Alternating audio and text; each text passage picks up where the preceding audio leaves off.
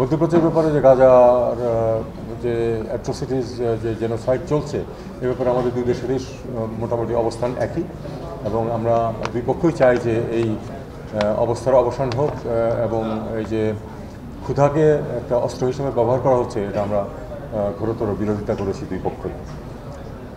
মিয়ানমারে কয়েক দশক ধরে যে নির্যাতন চলছে এবং যার প্রেক্ষিতে গত 8 বছর যাবৎ আমাদের এখানে বিপুল সংখ্যক রোহিঙ্গা এখানে ক্যাম্পগুলোতে আছে। পাকিস্তানেও বেশ কিছু রোহিঙ্গা আছে, প্রায় 2 লক্ষ তারা আমাদেরকে জানালেন। তো আমরা পাকিস্তানের সমর্থন চেয়েছি যে আমরা যে এটা তাদেরকে দেশে ফিরিয়ে দেওয়ার চেষ্টা করছি, এক্ষেত্রে আন্তর্জাতিক সমর্থন আদায়ের যে আমরা চেষ্টা করছি সেখানে পাকিস্তান আমাদেরকে সহায়তা করবে তাদের পক্ষে যতটুকু করা সম্ভব। তাদের নিজেদের দেশেরও রোহিঙ্গারা আছে, তারাও চায় যে সব রোহিঙ্গা ফেরত যাক। আর আজকের বৈঠকের পরপর আপনারা জানেন যে 6টি কাগজ সই হয়েছে, একটা তার মধ্যে দ্বিপাক্ষিক চুক্তি এবং 5টি সমঝোতা স্মারক। চুক্তিটি হচ্ছে কূটনৈতিক এবং অফিসিয়াল পাসপোর্টধারীদের ভিসা অব্যাহতি সংক্রান্ত চুক্তি। এটা আপনারা জানেন যে অনেক দেশের সাথে আমাদের আছে, পাকিস্তানের সাথে হলো যে কূটনৈতিক এবং অফিসিয়াল পাসপোর্টধারীরা বিনা ভিসায় পাকিস্তানে যেতে পারবেন।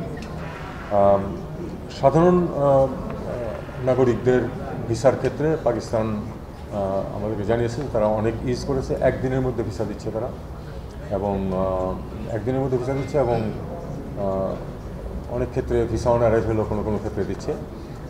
আমরাও আপনারা জানেন যে আমরা এ ব্যাপারে অনেক ইজ করেছি, আগে যেরকম রেস্ট্রিকশন ছিল সেগুলো দূর করা হয়েছে এবং এ ব্যাপারে দুই পক্ষই আমরা চাই যে মানুষের যাতায়াত যাতে সহজ হয়।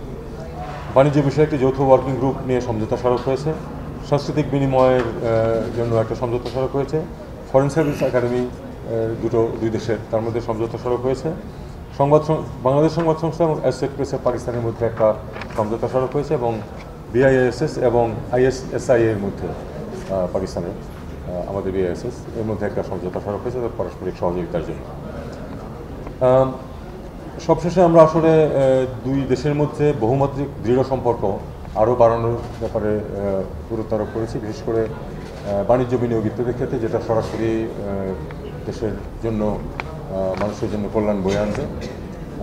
অনেক ক্ষেত্রে আমাদের দুই দেশের অর্থনীতি সম্পূরক বা পরিপূরক ভূমিকা পালন করতে পারে, সেই জিনিসগুলি আমরা কিছু আইডেন্টিফাই করার চেষ্টা করেছি। আপনারা জানেন যে পাকিস্তানের বাণিজ্য মন্ত্রী এবং এখনও আছেন এখানে, আজকে রাত্রে চলে যাবেন। আমাদের বাণিজ্য উপদেষ্টার সাথে তার ডিটেলস বৈঠক হয়েছে, অনেক কথাবার্তা হয়েছে এবং আমরা আশা করছি যে তারা বেশ খানিকটা এগোতে পারবেন এক্ষেত্রে।